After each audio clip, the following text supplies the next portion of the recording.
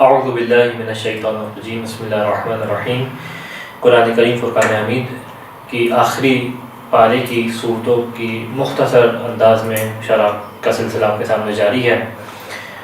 یہاں تک آج جس سورت کی الفاظ کے بارے میں مفسرین کس انداز سے تشریح کرتے دکھائی دیتے ہیں، جس سورہ کا ارادہ کیا وہ سورہ مبارکہ 3 کہ جس کے اندر خداوند متعال نے انسان کی مختلف کیفیات کو بیان کیا ہے۔ ایک وہ کیفیت کہ جب انسان عروج پہ ہوتا ہے، اور ایک وہ کیفیت کہ جب یہ انسان انتہائی پستی پہ ہوتا ہے، اور ان دونوں کیفیات کی وجوہات کی جانب خدا نے اس سورہ کے اندر اشارہ کیا۔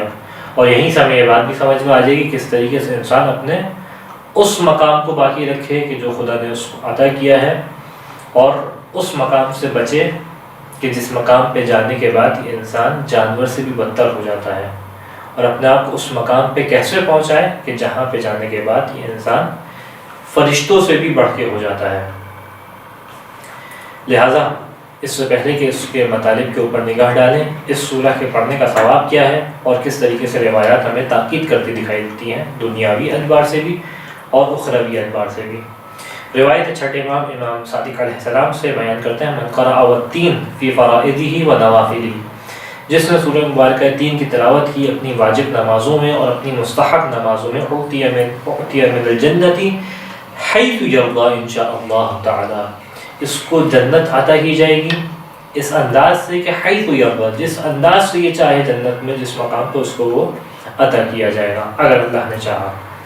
اسی طریقے سے اس کے فوائد میں ایک فائدہ جو روایات کے اندر ہمیں دکھائی دیتا ہے، نبی کریم سے روایت ہے کہ اذا قرئت علی ما یحضر من الطعام، کہ اگر سورہ کو پڑھا جائے کہ اس کے اوپر کھانے کے اوپر جو اس کے سامنے حاضر کیا جاتا ہے، تو صرف اللہ عنہ بعث ذلک الطعام، اس سورہ کی برکت کے سبب سے کیا ہوگا، خداوند متعال اس کھانے سے برائیوں کو نکال دے گا۔ وکان فیہ الشفاء، اور نتیجہ کیا ہوگا، اس کے اندر شفا خدا جو ہے وہ پیدا کر دے گا کھانے وانے کے لیے۔ لہٰذا انسان اس طریقے سے کرے تو اس کا کھانا اس کے لیے باعث مفید ہوگا، باعث ضرر نہیں ہوگا۔ اسی طریقے سے ایک اور روایت ہے رسول خدا ختم مرتبہ صلی اللہ علیہ وآلہ وسلم سے کہ بیان کرتے ہیں، من قرأ اعطاہ اللہ خصلتین، جس نے سورہ کی تلاوت کی خدا اسے 2 خصلتیں عطا کرے گا۔ پہلی کیا ہوگی، العافیہ والیقین، پہلی عافیت ہوگی، دوسری یقین ہوگی، جن کے بارے میں خود روایات بہت زیادہ تاکید کرتی دکھائی دیتی ہیں۔ عافیت یعنی تمام بلاؤں سے، مصیبتوں سے بچا رہے گا، یقین یعنی ایک خاص کیفیت ہوگی اس کے قلب میں کہ جو بہت زیادہ ممدوح اور بہت زیادہ پسندیدہ کیفیت ہے۔ ما دام فی دار الدنیا، جب تک یہ دنیا میں باقی رہے گا اس سورہ کے اس کے نفس پہ اثر یہ ہوگا کہ کیفیات اس کی باقی رہیں گی۔ فَإِذَا مَاتَ، لیکن ہمیشہ دنیا میں باقی تو نہیں رہے گا، ایک وقت ہے کہ موت بھی آنی ہے۔ فَإِذَا مَاتَ، جب اس کی موت کا وقت آ جائے گا، أَعْطَاهُ اللَّهُ مِنَ الْأَجْرِ بِعَدَدِ مَنْ قَرَأَ هَذِهِ السُّورَةَ صِيَامَ يَوْمٍ، خدا اس کا نتیجہ کیا ہوگا کہ جب اس کی موت کا وقت آئے گا تو اس سورہ کی برکت کے سبب سے خداوند متعال اس کو اتنا اجر عطا کرے گا جتنے افراد نے اس سورہ کو پڑھا ہے، جتنی دفعہ اس نے اس سورہ کو پڑھا ہے۔ کیا اجر میں عطا کرے گا، روزے کا ثواب عطا کرے گا۔ اگر اس نے 50 دفعہ پڑھا ہے تو خداوند متعال زندگی میں جتنی دفعہ بھی پڑھا ہے سورہ کو، اتنے ہی روزے کا ثواب بھی اس کو عطا کرے گا۔ وہ فوائد اپنے مقامات پہ، اور وہ جو حدیث پیش کی کہ جنت میں جیسے چاہے داخل ہو جیسے چاہے رہے، وہ اپنے مقام پہ، اور یہ ثواب بھی اس کے ساتھ شامل حال ہوگا۔ سورہ کے مطالب پہ نگاہ ڈالیں تو خداوند متعال سورہ کا آغاز کچھ قسموں سے کر رہا ہے، اور قسم کھانے کے بعد اس بات کو کہتا ہے جو انسان کے سامنے اس کے لیے انتہائی اہم چیز ہے۔ اور جیسا کہ پہلے بھی آپ کے ساتھ ایپیسوڈز میں بیان کیا اس چیز کو کہ جہاں بھی خداوند متعال قسم کھاتا ہے تو عربی میں اور کہیں بھی کسی بھی کلام میں قسم اس موقع پہ کھائی جاتی ہے کہ جہاں سامنے والا بات کو قبول نہیں کرے گا، تو اس کی اس بے یقینی کی کیفیت کو دور کرنے کے لیے انسان یا کوئی بھی کلام کرنے والا قسم کھاتا ہے۔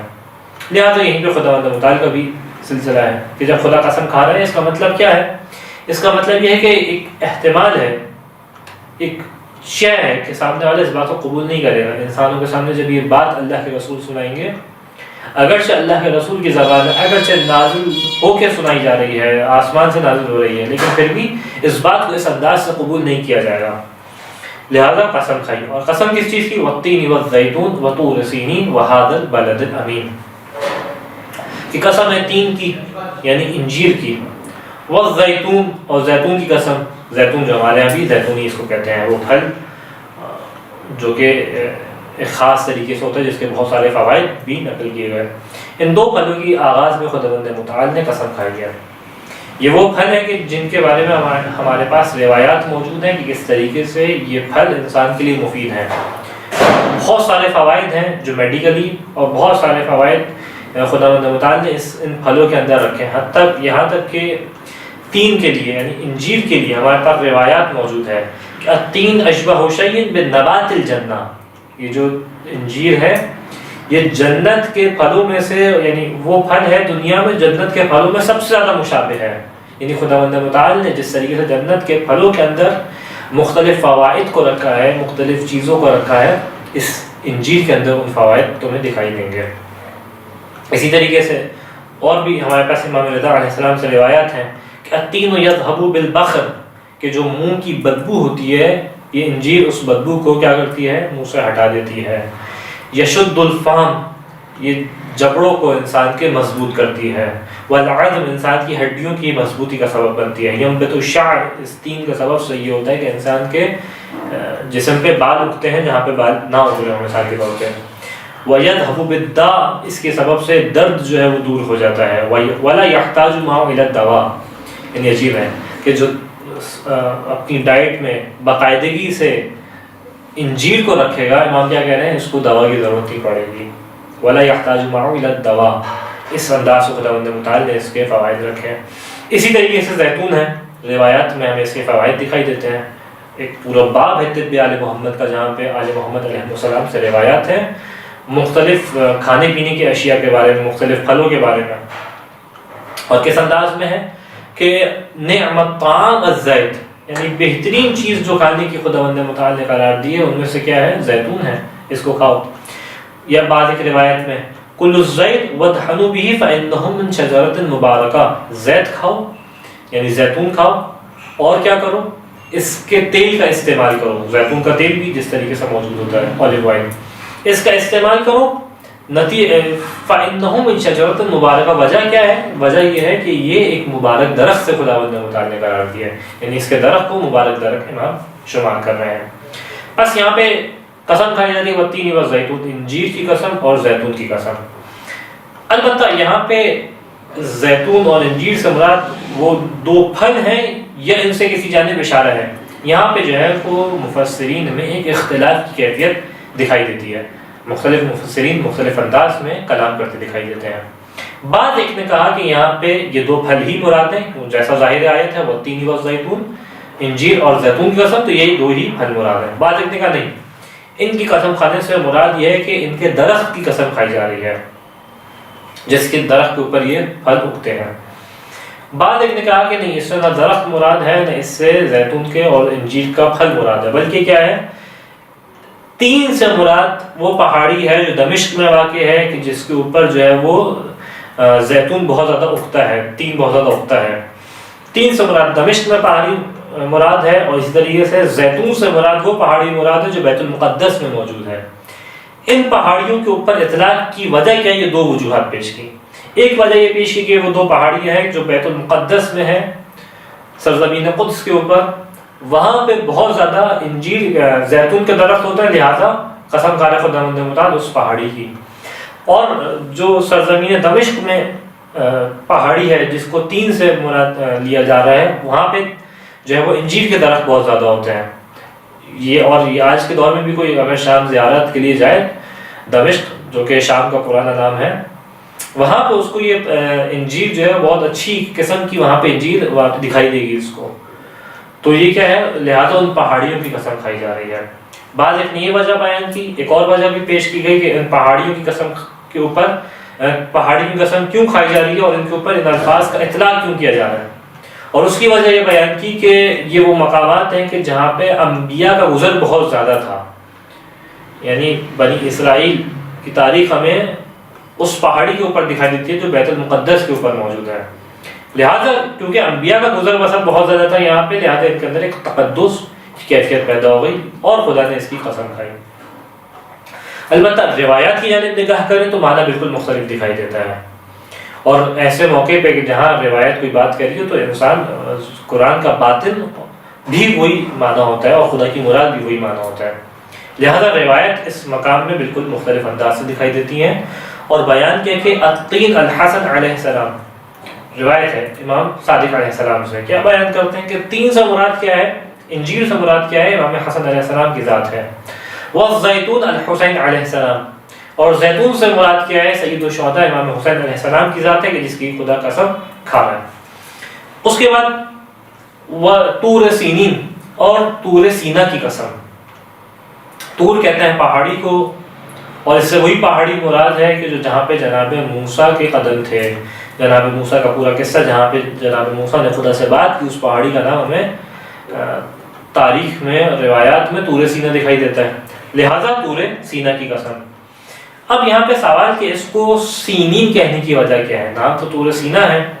تو یہاں پہ مختلف انداز سے اہل لغت نے اس کا معنی کی ہے، اور دو جو ہے وہ توجیہات اپنائی ہیں. پہلی توجیہ یہ ہے کہ سینین جمع ہے سین کی، اور سین عربی میں کہتے ہیں سینا کی جمع ہے. سینا کہتے ہیں جہاں پہ بہت سارے درخت ہوں. یہ وہ پہاڑی تھی کہ جس پہ بہت سارے درخت تھے، درخت کا جمع غفیر تھا اس کے اوپر، لہٰذا کیا کہا طور سینین، یعنی درختوں والی پہاڑی کی قسم. اسی طریقے سے باجر نے کہا کہ سینین عربی عبرانی زبان کا لفظ ہے، اور عبرانی زبان میں اس کے معنی ہے بہت ہی خوش نما منظر کے. پس طور یعنی پہاڑی، سینین یعنی خوش نما منظر. پس یہ وہ پہاڑی ہے کہ جہاں منظر بہت زیادہ خوبصورت ہوتا ہے، خدا کی اس اعتبار سے قدرت کا مظاہرہ ہے، لہذا اس کو طور سینین کہا جا رہا ہے. البتہ روایات کی جانب دیکھیں تو ہمیں معنی بالکل مختلف انداز سے دکھائی دیتا ہے، اور وہاں پہ بعض ایک روایات ہیں جو طور سینین کا اطلاق کرتی ہیں کوفے کے اوپر. کہا طور سینین سے مراد کیا ہے، اس سے مراد جو ہے وہ کوفہ ہے، شہر کوفہ ہے. لہٰذا خداوند متعال قسم کہا ہے شہر کوفہ کی.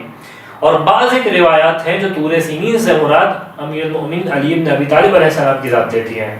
تو بس وہ طور سینین یعنی قسم ہے امیر کائنات کی. اس انداز سے بعض ایک روایت اس معنی کو پیش کرتی ہیں. یہاں تک کہ روایت دکھائی دیتی ہے ہمیں امام موسیٰ کاظم علیہ السلام سے، اپنے آبا و اجداد سے نقل کرتے ہیں، اور یہاں تک کہ سلسلہ جاتا ہے رسول خدا ختم مرتبت صلی اللہ علیہ وآلہ وسلم کی. اور حدیث رسول ہے کہ ان اللہ تبارک و تعالی اختار من البلدان اربعہ، خدا نے شہروں میں سے 4 شہروں کو اختیار کیا ہے. فقال عز وجل والتین والزیتون وطور سینین وهذا البلد الامین، جو اگلی آیت ہے. اور کیا بیان کیا کہ 3 سے مراد پھر اللہ کے رسول نے کہا مدینہ، زیتون سے مراد بیت المقدس، طور سینین سے مراد جو ہے وہ کوفہ، اور حاضر بلد الامین سے مراد مکہ. یعنی ان 4 شہروں کو خدا نے اختیار کیا، ان 4 کو ایک خاص منزلت عطا کی ہے، اور خداوند متعال ان کی قسم کھا رہا ہے. مدینہ، بیت المقدس یعنی جو آج کا غزہ اور فلسطین کا ایریا ہے، کوفہ اور مکہ، ان زمینوں کی خداوند متعال اس سورہ کے اندر قسم کھا رہے ہیں. اس انداز سے ایک معنی یہاں پہ کیونکہ ہمیں 3 اور زیتون کا دکھائی دیتا ہے. اس کے بعد اگلی قسم وَهَذَا الْبَلَدِ الْأَمِينَ، اور اس امین یعنی امن عطا کرنے والے بلد کی قسم. یہاں پہ مفسرین نے کہا کہ اس کو امین کہنے کی 2 وجوہات ہیں. یا تو یہ وہ زمین ہے کہ جو انسان کو امن عطا کرتی ہے، تو امین بمعنی فاعل ہو گیا، یعنی وہ زمین کے جو اپنے آنے والے کو اپنے اندر امن عطا کرتی ہے. یہ اس کو بمعنی مفعول شمار کیا گیا، یعنی یہاں پہ آنے والے کو اور اس زمین کو خدا نے امن کا گہوارہ قرار دیا ہے، لہذا اس کی قسم کھائی جا رہی ہے. بلد الامین سے مراد کون سا شہر ہے، اس امن والے شہر کی قسم. تو اس سے کون سا شہر مراد ہے، روایات بتلاتی دکھائی دیتی ہیں، اور اکثر مفسرین اس جانب اجماع کرتے دکھائی دیتے ہیں کہ اس سے مراد مکے کی زمین ہے. وَهَذَا الْبَلَدِ الْأَمِينَ یعنی اور مکے کی زمین کی قسم. اور جیسا کہ ہمیں مختلف آیات بھی دکھائی دیتی ہیں، خداوند متعال نے اس کو ایک امن والی جگہ قرار دیا، جیسا کہ جناب ابراہیم کی دعا تھی رب اجعل هذا بلدا آمنا، اے پالنے والے اس شہر کو امن کا گہوارہ قرار دے. اور کس انداز میں، ہمیں جناب ابراہیم کی یہ دعا دکھائی دیتی ہے، اور 2 مقامات پہ دعا، یعنی ایک مقام یہ اور ایک اور مقام ہے جہاں پہ اسی الفاظ کے ساتھ دعا کی. بس اگر ہم دیکھیں سرزمین مکہ کو تو تاریخ عرب میں یہ امن کا گہوارہ شمار کیا جاتا تھا، کوئی اس کی نئی تاریخ نہیں ہے کہ یہ امن کا گہوارہ نہ ہو. قدیماً یہاں پہ جو ہے وہ حتیٰ دو لوگوں میں جنگ بھی ہوتی تھی، حتیٰ قاتل مقتول بھی ہوتے تھے. بعض ایک تاریخ میں دکھائی دیتا ہے کہ اس مقام پہ آنے کے بعد اپنے قاتل کو، اپنی عداوت کو چھوڑ دیا کرتے تھے. کس خاطر؟ اس زمین کی برکت کی خاطر. اس زمین سے ایک خاص نسبت تھی ان کو، لہٰذا ہمیں یہ دکھائی دیتا ہے کہ اس زمین کو یہ امن کا گہوارہ تھا، من القدیم امن کا گہوارہ تھا. اچھا، بعض ایک لوگوں نے یہاں پہ یہ بات بھی کہی کہ بعض ایک روایت یہ بھی دکھائی دیتی ہیں کہ بلد امین سے مراد اللہ کے رسول کی ذات ہے.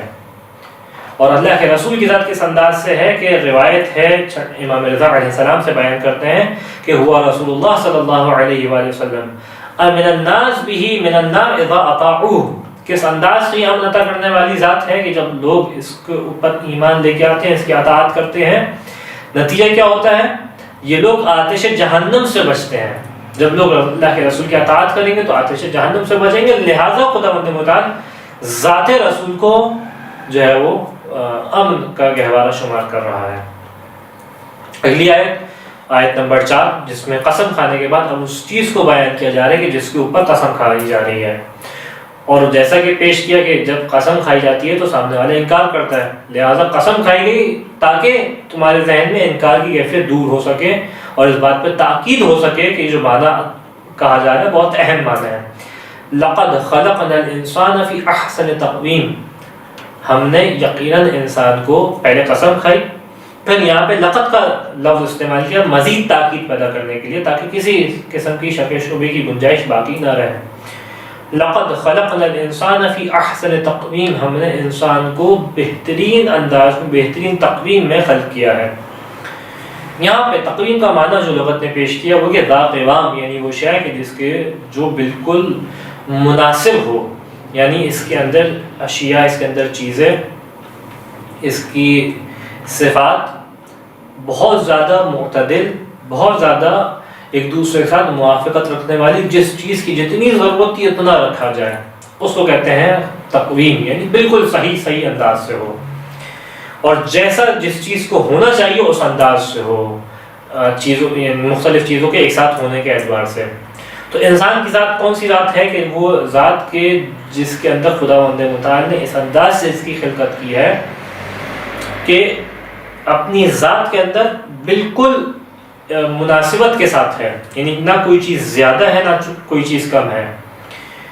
اور جیسا انسان کو ہونا چاہیے تھا خداوند متعال نے ویسا اس کو خلق کیا ہے، چاہے جسمانی اعتبار سے ہو، چاہے ماورائے جسم ہو، چاہے اپنی استعداد کے اعتبار سے ہو، چاہے اپنی صلاحیتوں کے اعتبار سے ہو. لہٰذا یہاں پہ تقویم کے دو معنی کیے. ایک معنی یہ کیا کہ مراد یہ کہ جسم انسانی کی جانب اشارہ ہے، یعنی انسان کا جسم کس طریقے سے دیکھے تو کتنا باریک بینی کے ساتھ خداوند متعال نے خلق کیا ہے. اور جو میڈیکل سائنس جانتے ہیں یقیناً اس بات کو اور مزید انداز سے محسوس کریں گے اس آیت کے اس حصے کو کہ انسان کو کس انداز سے بہترین مناسب انداز میں خلق کیا. اور بالغ نگاہ کی یہاں پہ اشارہ ہے اس جانب کہ انسان کی ذات کے اندر ایک استعداد ہے، ایک قابلیت ہے آگے بڑھنے کی، اور یہ قابلیت کی جانب خداوند متعال اشارہ کر رہا ہے کہ تمہاری ذات کو ایسا خلق کیا ہے کہ چاہے تو جتنا اس کو کمالات کی پہاڑوں پہ چڑھاتے چلے جاؤ، یہ کمالات کی جانب آگے بڑھتی چلی جائے گی. اور جس جانب، اور ممکن ہے دونوں چیزیں مراد ہوں، یعنی یہ بھی مراد ہے کہ انسان کو جسمانی اعتبار سے کتنا قابل اور باریک بینی کے ساتھ بہترین انداز میں خلق کیا ہے، اور یہ بھی مراد ہے کہ ماورائے جسم بھی دیکھو تو کتنی قابلیت ہے، کتنی استعداد ہے، تمہارا نفس ہے، تمہاری روح ہے، تمام چیزوں کو اس انداز سے ہے. اور پھر اس کی جانب مختلف آیات بھی ہمیں اشارہ کرتی دکھائی دیتی ہیں. لقد کرمنا بنی آدم، ہم نے بنی آدم کو کرامت عطا کی. یہ فتبارک اللہ احسن الخالقین، وہ ملائک کے جہاں خداوند متعال مرحلہ خلقت بیان کر رہے ہیں انسان کے بطن مادر کے اندر، تو اگلی آیت کیا کہتا ہے؟ فتبارک اللہ احسن الخالقین، پس کتنا بہترین خلق کرنے والا ہے. یعنی خالق خود اس مخلوق کے اوپر ناز کر رہا ہے، کتنی بہترین مخلوق جو ہے وہ خلق کی ہے. پس خلقناہ احسن لقد خلقنا الانسان فی احسن تقویم، اس کو بہترین انداز سے خلق کیا. بعض ایک یہاں پہ روایات جو ہمیں دکھائی دیتی ہیں وہ اس انداز سے کہ یہاں پہ بہترین خلقت سے مراد یہ ہے کہ جب انسان کے سامنے عالم ذر میں اور عالم روحانیت میں، جب انسان دنیا میں آنے سے پہلے مختلف عالموں میں تھا، کہ جب اس کے اندر، اس کے بدن کے اندر اس کی روح کو نہیں ڈالا گیا تھا، جس کو بعد ایک میں عالم ضرب کے نام سے تعبیر کیا، اس موقع پہ انسان، ہمارے پاس روایات موجود ہیں، اس موقع پہ انسانوں کے سامنے اہل بیت علیہ السلام کی رسول خدا کی ولایت کو پیش کیا گیا تھا، اور جس نے اقرار کیا تھا اس کو جو ہے وہ دنیا میں مختلف اعتبار سے مراتب عطا کیے گئے۔ یہاں تک بعض ایک روایت یہ بھی اشارہ کرتی ہے جس نے اس مرحلے پہ ولایت کو قبول کیا تھا اور سب سے پہلے ولایت کو قبول کیا تھا، خداوند متعال نے دنیا میں اس کو نبی قرار دیا، انبیاء میں سے قرار دیا۔ اس کے بعد اہل بیت کے شیعہ علیہ السلام شیعوں میں سے آتے ہیں، یعنی انسان دیکھے اس مرحلے میں جو ولایت کو جس انداز سے قبول کر رہا ہے، خداوند متعال دنیا میں اس کو اسی اعتبار سے مقامات عطا کر رہا ہے۔ اور یہیں سے ہمیں اس بات کا جواب بھی ملتا ہے اس نظریے سے کہ کہتے ہیں کہ اس میں ہمارا کیا کمال ہے کہ ہمیں اہل بیت کے چاہنے والے گھرانے میں پیدا کیا، فلانے کو مثال کے طور پہ ہندو پیدا کیا، کسی کو عیسائی پیدا کیا، اس میں اس شخص کا کیا کمال ہے، کسی کو جو ہے ایک ایسے گھرانے میں پیدا کیا مسلمان جو ہے لیکن اہل بیت علیہ السلام کا ماننے والا نہیں ہے۔ تو اس کا جواب بھی ہم یہیں سے ملتا ہے کہ یہ رینڈملی نہیں ہو رہا، بلکہ اتفاقی طور پہ نہیں ہے، بلکہ کیا ہے، یہاں پہ وہ امتحانات تھے جو دنیا سے قبل تھے، جس کا نتائج دنیا میں اس انداز سے ادا ہوئے ہیں، لیکن یہاں بھی بہرحال اختیار ہے اس کے پاس، چاہے تو حق کو قبول کر لے، اور جب یہاں پہ اس اپنے دنیا کے امتحان میں کامیاب ہوگا تو اگلا مرحلہ دنیا کے امتحانات میں موقوف ہوگا۔ لہٰذا ہمیں کیا دکھائی دیتا ہے کہ اس سے مراد کیا ہے، وذاک ابو فصیل، یعنی وہ انسان جو فیصلہ کرنے والا تھا، حین اخذ اللہ المیثاق له بالربوبیہ، جب خدا متعال نے اسے میثاق کو یعنی وعدے کو دیا، جیسا قرآن میں آیت بھی ہے جو اس وعدے کی جانب اشارہ کرتی دکھائی دیتی ہیں۔ وَلِمُحَمَّدٍ صلی اللہ علیہ وآلہ وسلم بالنبوہ، اور رسول کی نبوت کا وعدہ اس سے لیا، وَلِأَوْصِيَائِهِ بِالْوِلَایَةِ، اور امیر المؤمنین کی ولایت کے بارے میں جو ہے وہ، اور اللہ کے رسول کی ولایت کے، اللہ کے رسول کی نسل سے آنے والے جانشینوں کی ولایت کے بارے میں کیا لیا، وعدہ لیا، لہذا اس وعدے کی یعنی خداوند متعال اشارہ کر رہا ہے، جو یہ وہ وعدہ تھا جس کی بنا پہ انسان جو ہے بہترین انداز سے خلقت کی صورت میں ہمارے سامنے آیا۔ اس کے بعد اگلی آیت ثم رددناه الى اسفل السافلین، اور اس کے بعد ہم نے اس کو کہاں پلٹا دیا، ہم نے اس کو انتہائی پست درجے پہ پلٹا دیا۔ اسفل کہتے ہیں وہ مقام کے جو انحطاط کا شکار ہو، یعنی وہ مقام کے جو نیچے کی جانب ہو، ہم نے وہاں پہ پلٹا دیا۔ اچھا، عجیب بات یہ ہے کہ اسفل السافلین، نیچے کے مقامات میں بھی سب سے نیچے والا مقام، سفل کہتے ہیں نیچے کے مکان کو، اسفل اس کی سپرلیٹو ڈگری ہے، یعنی وہ کہ جو نیچے میں بھی سب سے نیچے ہو۔ ثم رددناه الى اسفل السافلین، اسفل السافلین، ہم نے اس کو سب سے نیچے پلٹا دیا۔ یہاں پہ آیت کے اندر ہم ترجمہ کر رہے ہیں سب سے نیچے کے مقام میں، جبکہ آیت کیا ہے، رددناه اسفل السافلین، یعنی رددنا کے اعتبار سے اس کا مفعول بن رہا ہے۔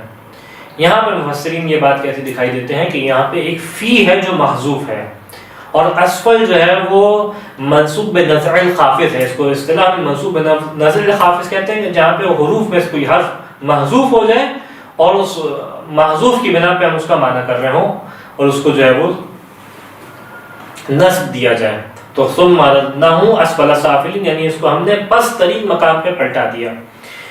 یہ تو اس کا عربی کے اعتبار سے معنی ہو گیا۔ اب سوال یہاں پہ کہ یہ پست ترین مقام سے کون سا مقام مراد ہے، اور یہ کون سی جگہ مراد ہے کہ جہاں خداوند متعال اشارہ کر رہا ہے کہ ہم نے انسان کو پلٹا دیا؟ تو یہاں پہ مختلف احتمالات ہیں جو پیش کیے گئے۔ پہلا احتمال یہ ہے کہ دوزخ کے مقامات میں سب سے نچلا مقام جو ہے وہ انسان وہاں پہ گیا، یعنی وہ مقام پست کہاں پہ ہے، وہ انحطاط کے مقامات کہاں پہ ہیں، وہ دوزخ کے مقامات ہیں۔ ان مقامات میں بھی جو سب سے پست والا مقام تھا، سب سے نچلا مقام تھا کہ جہاں پہ سب سے زیادہ عذاب تھا، ہم نے اس کو وہاں پہ پلٹا دیا۔ ایک معنی یہ کیا گیا،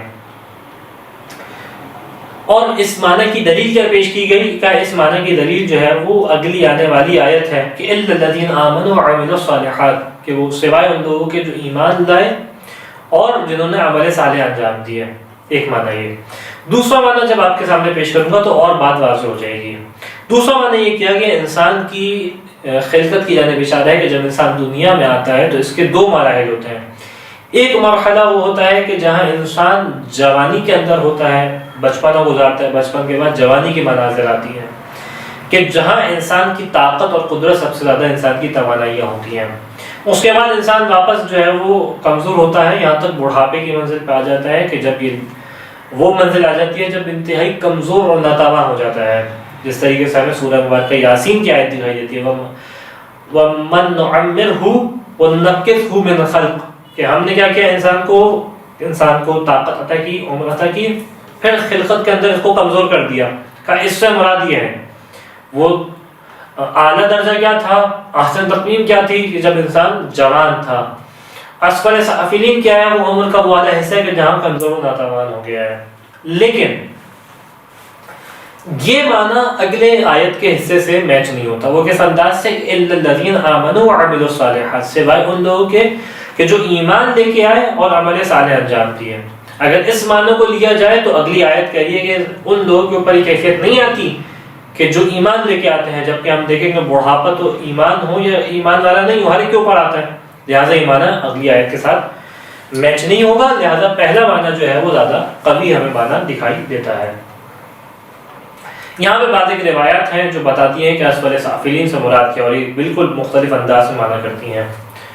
اور وہ معنی یہ پیش کیا کہ اسفل سافلین سے مراد یہ ہے ہینا نقص وفعل بآل محمد صلی اللہ علیہ وسلم ما فعل، کہ اس سے مراد یہ کہ انسان اسفل سافلین پہ پہنچا کب، کہ جب اس نے رسول کے ساتھ اور آل رسول کے ساتھ ظلم و عداوت کو انکار کیا، ان کی اس وعدے کو توڑا کہ جو اس نے وعدہ دنیا میں آنے سے پہلے خدا نے اس سے جس نبوت کا وعدہ، جس ولایت کا وعدہ لیا تھا، اس نے جب اس ولایت کے وعدے کو توڑا تو یہ جو ہے وہ پس ترین منزل پہ آ گیا. خدا نے بہترین خلق کیا تھا، اس سے وعدہ لیا تھا، وعدہ لے کے اس کو ایک بلند منزل عطا کی تھی. لیکن اس بدبخت نے دنیا میں آنے کے بعد اس وعدے کا انکار کیا، اس ولایت کا انکار کیا، اور نتیجہ کیا ہوا، انتہائی پست منزل پہ چلا گیا. یہ جو ہے وہ اس اعتبار سے بعض روایات اشارہ کرتی دکھائی دیتی ہیں. امام رضا علیہ السلام سے یہ روایت ہے. پھر اگلی آیت، آیت نمبر 6 کہ اِلَّا الَّذِينَ آمَنُوا وَعَمِلُوا الصَّالِحَاتِ، سوائے ان لوگوں کے جو ایمان لے کے آئے، عمل صالح کیے، فَلَهُمْ أَجْرٌ غَيْرُ مَمْنُونٍ، بس ان کے لیے کیا ہے کہ ایسا اجر ہے کہ جو ہمیشہ باقی رہنے والا اجر ہے، دائمی اجر ہے. خوب، اس استثناء سے ہمیں یہ بات سمجھ میں آتی ہے کہ پہلا والا حکم عام تھا، تمام انسانوں کو شامل کیے ہوئے تھا، لیکن اللہ کے ذریعے سے بات سمجھ میں آ گئی کہ اس کے اندر جو ہے وہ اہل ایمان شامل نہیں ہے. اور پھر یہاں پہ دو باتیں کی گئی، صرف ایمان کی بات بھی نہیں کی گئی. الذین آمنوا وعملوا الصالحات، ان دونوں کا بڑا خاص رشتہ ہے، اور ہمیں بہت ساری روایات کے اندر یہ دو چیزیں ساتھ ساتھ دکھائی دیتی ہیں، ایمان اور عمل صالح. صرف ایمان کافی نہیں ہے، صرف عمل صالح کافی نہیں ہے. پہلے جس طریقے سے کہ عمارت بنانی ہو تو پہلے اس کی بیسمنٹ کو تیار کیا جاتا ہے، اس کی زمین کو ہموار کیا جاتا ہے، اس زمین کے اوپر جو عمارت بنائی جاتی ہے. یا کبھی درخت اگانا ہو تو پہلے زمین ہموار ہوتی ہے، پھر درخت اگتا ہے. تو ایمان جو ہے وہ بنیادی طور پہ اس کے لیے زمین فراہم کرتا ہے، اور جب زمینہ آ جائے انسان کے لیے تو پھر عمل صالح کرے تو اب یہاں پہ درخت ہوگا اور یہ درخت جو ہے وہ پھل دے گا. لہٰذا دونوں صفات جب تک نہیں ہوں گی انسان کامیابی کی منازل کو اس انداز سے نہیں پہنچ سکے گا. اِلَّا الَّذِينَ آمَنُوا وَعَمِلُوا الصَّالِحَاتِ، پس جب یہ دونوں صفات آ جائیں گی فَلَهُمْ أَجْرٌ غَيْرُ مَمْنُونٍ، ان کے لیے ایک ایسا اجر ہوگا کہ غیر ممنون. ممنون کا یہاں پہ مادہ جو ہے وہ منہ سے نکلا ہے، میم نون نون. معنی کیا ہے اس کا؟ معنی یہ ہے کہ ایک ایسی شے جو ہمیشہ رہنے والی ہو، جس کے اندر ہمیشگی ہو. معذرت، وہ شے کہ جو ناقص ہونے والی ہو، ختم ہونے والی ہو. پس فَلَهُمْ أَجْرٌ غَيْرُ مَمْنُونٍ، یعنی اس کو ایک ایسی اجر ملے گا، ایسی نعمت ملے گی غیر ممنون جو کبھی ختم ہونے والی نہیں ہے. یہ نعمت ہمیشہ دائم ہوگی، ہمیشہ باقی رہے گی، اس کے اندر ہمیشگی ہوگی. بعد ایک نے یہاں پہ معنی یہ کیا کہ اس سے مراد احسان ہے، یعنی ایک ایسا مقام ملے گا کہ جو احسان و منت والا نہیں ہوگا. البتہ زیادہ جو تاکید پیدا کی مفسرین نے اور جس کو مضبوط معنی قرار دیا وہ پہلا معنی، اور اکثر مفسرین اس پہلے معنی کی جانب بھی جاتے دکھائی دیتے ہیں. ایک کلام یہ ہے، ایک اس کا باطن ہے. اور باطن کیا ہے جو اس کے حقیقت کی جانب اشارہ کرتا ہے اس آیت کی تعبیر، اور وہ امام رضا علیہ السلام سے کہ بیان کیا کہ ان سے مراد کون ہے. اِلَّا الَّذِينَ آمَنُوا، اس ایمان سے مراد کون ہے؟ کہا کہ ہوا واللہ امیر المؤمنین و شیعتہ. ان استثناء سے یہ لوگ کہ جو خارج ہیں، اس سے مراد کون ہے؟ اس سے مراد وہ لوگ ہیں کہ جو امام علی کی شیعہ ہیں اور امام علی علیہ السلام خود. یعنی وہ لوگ ہیں کہ جو خسارے میں نہیں جائیں گے، پس مقام پہ نہیں جائیں گے، لیکن ان کے علاوہ جو ہیں اہل بیت علیہ السلام کے شیعوں کے علاوہ یہ تمام پست منازل میں جائیں گے۔ اب اس مرحلے تک آنے کے بعد خداوند متعال عجیب انداز سے خطاب کرتا ہے، فما یکذبک بعد بالدین۔ اب جب یہ تمام چیزیں بیان ہو گئیں، اب کون سی چیز ہے کہ جو انسان کو دین سے انکاری بناتی ہے؟ یعنی وہ کون سی چیز ہے جو انسان کو جھٹلانے کی جانب لے کے آتی ہے؟ کس چیز سے؟ دین سے۔ دین کا معنی کیا ہے؟ ہم نے بہت تفصیل کے ساتھ سورہ مبارکہ معون کے اندر پیش کیا ہے، جہاں پہ آپ مراجعت کر کے دیکھ سکتے ہیں۔ خلاصہ اس کا یہ ہے کہ دین کہتے ہیں اطاعت کی کیفیت کو، اور یہاں پہ اطلاق کیا جاتا ہے قیامت کے اوپر کہ مالک یوم الدین، کہ یوم جزا کا مالک ہے، اس کے اوپر اطلاق کیوں کیا جاتا ہے؟ کیونکہ وہاں پہ مراد یہ ہوتی ہے کہ وہ دن جس دن خدا کا حکم نافذ ہوگا، سب مطیع ہوں گے خدا کے حکم کے، لہذا مراد کیا ہے؟ قیامت کا دن۔ پس فما یکذبک بعد بالدین، ان تمام چیزوں کے بعد کون سی شے ہے کہ جو انسان کو اس بات کے اوپر لے کے آتی ہے کہ روز جزا کا انکار کرے؟ اور اب سوال یہاں پہ پیدا ہوتا ہے کہ کیا تعلق ہے ان دونوں کے درمیان، کہ جہاں خدا نے انسان کی خلقت کو بیان کیا اور یوم جزا کی یعنی قیامت کے دن کے درمیان کیا تعلق ہے؟ تو یہاں پہ سمجھ میں آتا ہے کہ جب انسان اپنی کیفیت کو دیکھتا ہے، اپنی خلقت کی جانب نگاہ ڈالتا ہے، یہ دیکھتا ہے کہ خدا نے کس کمال کے ساتھ اس انسان کو پیدا کیا ہے، خداوند متعال نے کس کمالات کے ساتھ، کس باریکی کے ساتھ اس نظام کو خلق کیا ہے، دنیا کو دیکھتا ہے، تمام خلقت الہی کو دیکھتا ہے، تو اس کو یہ چیز سمجھ میں آتی ہے کہ اس کو خلق کرنے والا بہت حکیم ہے، اور اس کی حکمت کا تقاضا یہ ہے کہ اس انسان کو کمزوری میں نہ ڈالے اور اس انسان کو عبث خلق نہ کرے، کیونکہ کوئی بھی حکیم شخص عبث کام نہیں کرتا، لغو کام نہیں کرتا، بیکار کام نہیں کرتا۔ پس جب اس نے انسان کو بیکار خلق نہیں کیا تو اس کا مطلب ہے کہ چاہتا ہے کہ انسان اس ہدف کی جانب آگے بڑھے، اور اگر انسان کو اس ہدف کی جانب آگے بڑھنے میں کوئی فائدہ نہیں ہے تو انسان کیوں آگے بڑھے گا؟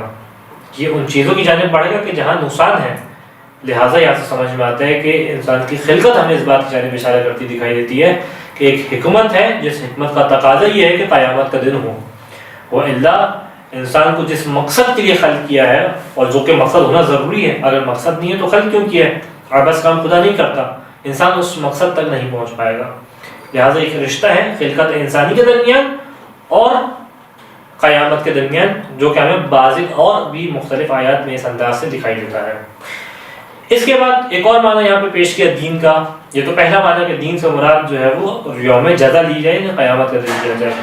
ایک اور معنی یہ پیش کیا کہ دین سے مراد آئین و شریعت ہے، یعنی قوانین الہی ہیں۔ فما یکذبک بعد بالدین، بس اس کے بعد وہ کون سی ہے جو انسانوں کو جھٹلاتی ہے، انسان کو اس مقام تک لے کے جاتی ہے کہ انسان جھٹلائے کس چیز کو؟ آئین و شریعت کو، قوانین الہی کو۔ یعنی کیا مطلب کہ جب انسان اپنی خلقت کی باریکیوں کو دیکھتا ہے، اس انداز سے دیکھتا ہے خدا نے ہر چیز کو انتہائی مناسب مقام پہ قرار دیا ہے، تو کیا اس کو یقین نہیں آتا کہ جو خدا نے شریعت قرار دی ہے اس کے لیے، وہ اس کے فائدے میں ہے، اس کی بہتری کے لیے ہے، کہ ایک شخص جو ایک خالق جو اتنا حکیم انداز سے خلقت کر سکتا ہے انسان کہ ہر چیز کو اس کے نفع کے لیے رکھا ہے، تو کس طریقے سے ہوتا ہے ایک شریعت کو ایسا قرار دے جو انسان کے فائدے میں نہ ہو۔ فما یکذبک بعد بالدین، اس انداز سے ایک معنی یہاں پہ دکھائی دیتا ہے۔ لیکن جب روایات کی جانب نگاہ ڈالتے ہیں، یعنی اگر پہلے والے معنی کو دیکھا جائے تو خلقت انسانی کی جانب اشارہ ہے کہ یہ خدا کی اس طریقے سے علامات ہیں اس چیز کے اوپر کہ رسول کا کہنا بالکل ٹھیک ہے۔ لیکن اگلی آیت ایک اور معنی کو دیکھیں تو معنی بالکل مختلف دکھائی دیتا ہے، اور وہاں پہ روایت اس انداز سے بیان کرتی ہے کہ فما یکذبک بعد بالدین، اس سے مراد کیا ہے؟ وہ کون سی شے ہے کہ جو امام علی کی ولایت کا منکر تمہیں بناتی ہے۔ بس دین سے مراد یہاں پہ، جیسا کہ سورہ مبارکہ معون کے اندر بھی اس بات کو پیش کیا تھا، وہاں پہ بھی یہ روایت موجود تھی، دین سے مراد جو ہے وہ وہاں پہ ولایت امام علی علیہ السلام تھی۔ بس ان تمام چیزوں کے بعد یہ حکم رسول ہے، اللہ کے رسول کا اعلان ہے، اس چیز تمہیں کون سی چیز باغی بناتی ہے۔ الیس اللہ باحکم الحاکمین، کیا خدا بہترین فیصلہ کرنے والا نہیں ہے؟ اور تمام فیصلے کرنے والوں کے اوپر اس کا فیصلہ غالب نہیں ہے۔ احکم الحاکمین، احکم نکلا ہے افعال و تفضیل سے، یعنی سپرلیٹو ڈگری، فیصلے کرنے والوں میں بھی بہترین فیصلہ کرنے والا۔ اور یہاں پہ جو معنی ہمیں دکھائی دیتا ہے وہ اس انداز سے خدا بہترین فیصلہ کرنے والے کس اعتبار سے کہ اس کا فیصلہ سب سے زیادہ حکیمانہ ہوگا. ایک چیز، ہر فیصلہ کرنے والا اپنے فیصلے کو نافذ نہیں کر سکتا. جس طریقے سے آج کے ہمیں حالات دکھائی دیتے ہیں، کورٹ کچھ اور کہتی دکھائی دیتی ہے، قوانین کچھ کہتے دکھائی دیتے ہیں، اور جو نافذ کرنے والے ادارے ہیں کچھ اور کرتے دکھائی دیتے ہیں. تو خدا کیسا فیصلہ کرنے والے ہیں جو اپنے فیصلے کو نافذ کرنے کی قدرت بھی رکھتا ہے. الیس اللہ بأحکم الحاکمین، یا خدا بہترین فیصلہ کرنے والا نہیں ہے، یعنی اس کا فیصلہ بہترین انداز سے، حکیمانہ انداز سے ہوگا. بس اگر خلاصہ کا نام کریں تو یہاں پہ ہمیں یہ چیز سمجھ میں آتی ہے